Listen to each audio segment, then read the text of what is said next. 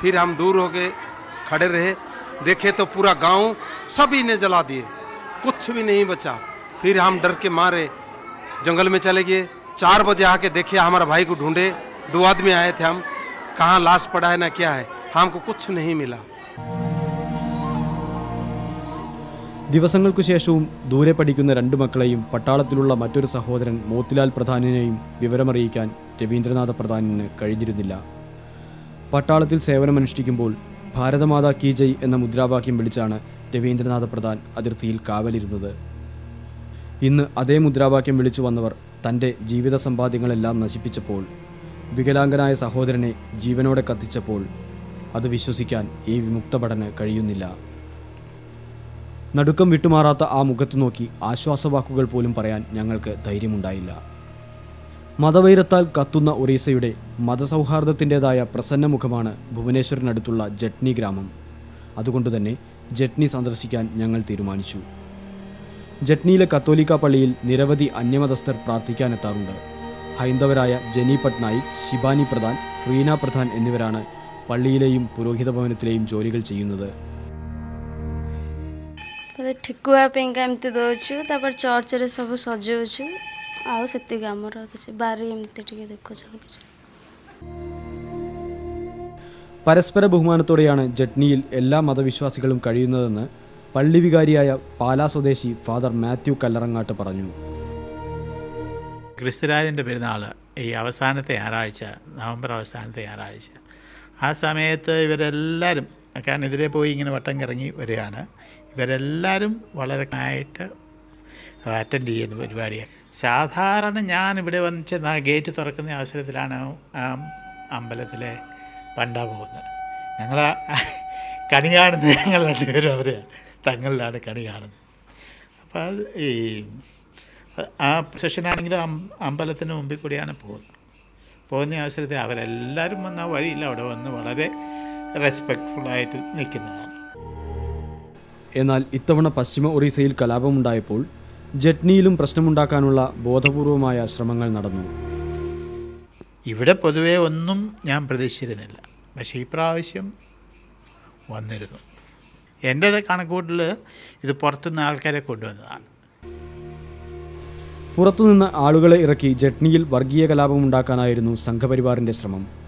മതസൗഹാർദ്ദം നിലനിൽക്കുന്ന സ്ഥലങ്ങളിൽ ബോധപൂർവം പ്രശ്നങ്ങളുണ്ടാക്കി മുതലെടുപ്പ് നടത്താനുള്ള അജണ്ട. ഈ ആസൂത്രിതമായ ആക്രമണ ശ്രമങ്ങളുമാണ് സംഘപരിവാറിൻ്റെ നേതൃത്വത്തിലുള്ള കലാപവുമായി ബന്ധപ്പെട്ട് ഒറീസയിലെ ജനങ്ങളിൽ പല സംശയങ്ങളും ഉയരാൻ ഇടയാക്കിയത്.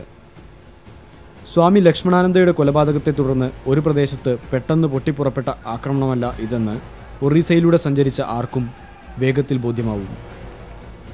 ആക്രമണങ്ങളുണ്ടായ 14 ജില്ലകളിലും വഴികൾ തടസ്സപ്പെടുത്തുന്നതിനും വീടുകളും പള്ളികളും ഗ്രാമങ്ങളും ചുട്ടുകരിക്കുന്നതിനുമെല്ലാം ഏകോപിത സ്വഭാവമാണുള്ളത്. ഓരോ ഗ്രാമങ്ങളിലും ക്രൈസ്തവരുടെ വീടുകൾ ഏതെന്ന് കൃത്യമായി മനസ്സിലാക്കിയായിരുന്നു ആക്രമണം. കന്ധമാൽ ജില്ലയിൽ തന്നെ 10,000-ലേറെ ലിറ്റർ പെട്രോൾ ഇതിനായി ഉപയോഗിച്ചിട്ടുണ്ട്. കൊടും വനത്തിനുള്ളിൽ ഒറ്റ ദിവസം കൊണ്ട് സംഘടിപ്പിക്കാവുന്നതല്ല ഇത്.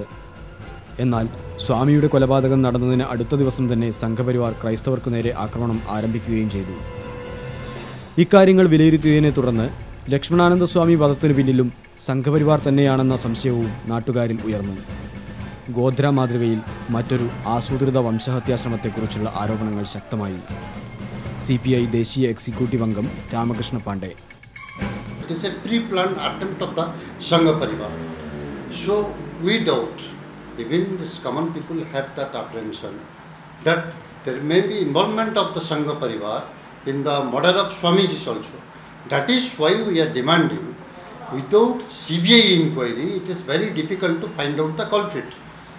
This government should order for the CBI inquiry so that the real culprit will be come out. ഒറീസയിലെ കേന്ദ്രപാടയിൽ ഒരു BJP പ്രവർത്തകൻ മറ്റൊരു BJP പ്രവർത്തകൻ്റെ വീട്ടിലേക്ക് ബോംബെറിഞ്ഞ് അത് ക്രൈസ്തവരാണ് ചെയ്തതെന്ന് വരുത്തി തീർക്കാൻ ശ്രമിച്ചിരുന്നു. എന്നാൽ ആളുകൾ കണ്ടതുകൊണ്ട് ആ പരിശ്രമം പാളി. ഈ സംഭവവും രാമകൃഷ്ണ പാണ്ഡെ ചൂണ്ടിക്കാട്ടി. The nephew of one senior BJP leader thrown a bomb to another BJP councillor to create communal violence.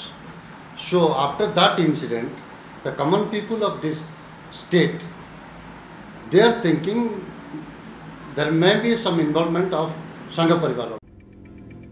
Christian മിഷണറിമാർ നിർബന്ധിത മതപരിവർത്തനം നടത്തുന്നുണ്ടെന്ന ആരോപണം ഉന്നയിച്ചാണ് സംഘപരിവാർ ക്രൈസ്തവർക്കെതിരെ ആക്രമണം നടത്തുന്നത്.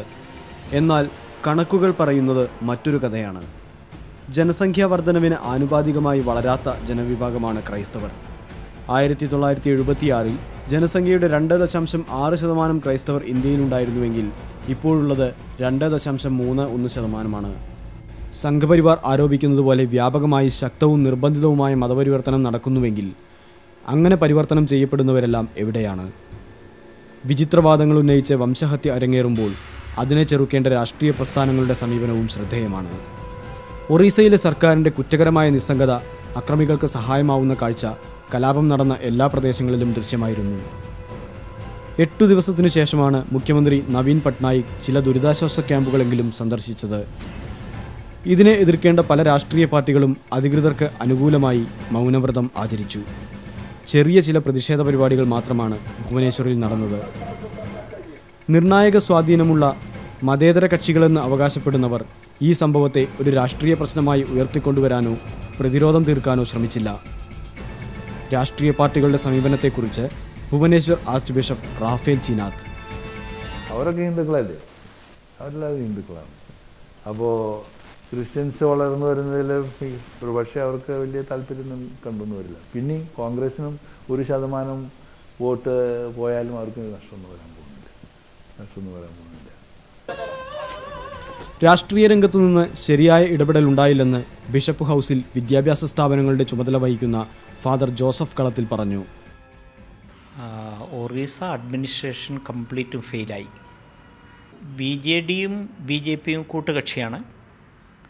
പിന്നെ കോൺഗ്രസ് ചില ഇതിനെതിരായിട്ട് പറഞ്ഞിട്ടുണ്ട്, അസംബ്ലി പറഞ്ഞിട്ടുണ്ട്. അല്ലാണ്ട് കൂടുതലായിട്ടൊന്നും ആരും ചെയ്യുമെന്ന് എനിക്ക് തോന്നുന്നില്ല. സാധാരണ കോൺഗ്രസ് മതേതര പാർട്ടിയാണെന്ന് അറിയപ്പെടുന്നത്, അങ്ങനെയാണുള്ള ധാരണ. അവരും അവരുടെ ഉത്തരവാദിത്വം എന്തായിട്ട് നിർവഹിച്ചിട്ടുണ്ടെന്ന് പറയാൻ പറ്റില്ല ഈ സാഹചര്യത്തിൽ.